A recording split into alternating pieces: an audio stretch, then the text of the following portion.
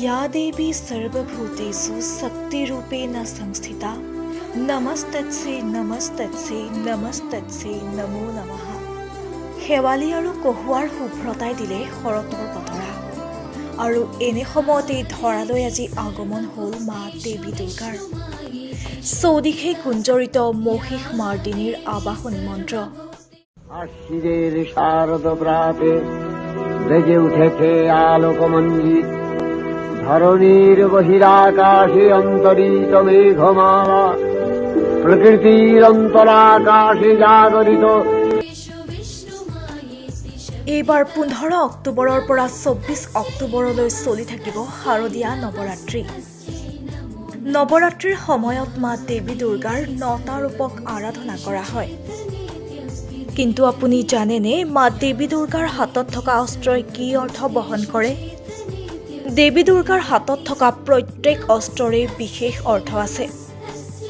মা দেৱী দুৰ্গাৰ হাতত থকা ত্ৰিশূলে ক্ষমতাৰ প্ৰতীক বুজায়। দেৱী দুৰ্গাৰ নাম মহিষাসুৰ মাৰ্দিনী কিয় কোৱা হয় আপুনি জানেনে? কাৰণ এই ত্ৰিশূলৰ দ্বাৰাই মহিষাসুৰ নামৰ অসুৰক বধ কৰিছিল দেৱী দুৰ্গাই।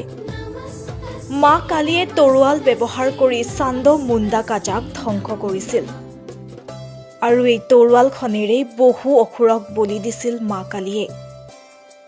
এই তৰোৱালখন ভগৱান গণেশে মা দেৱী দুৰ্গাক উপহাৰ হিচাপে দিছিল।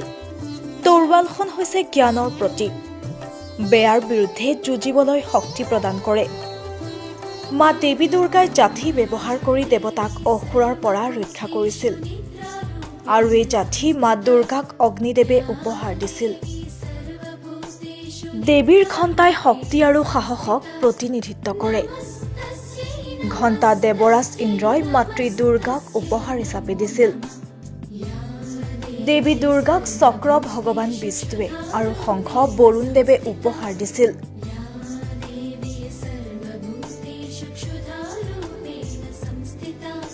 চক্ৰই দৃঢ়তাৰ প্ৰতীক বুজায় আৰু শংখই ঋণাত্মক শক্তি ধ্বংস কৰে।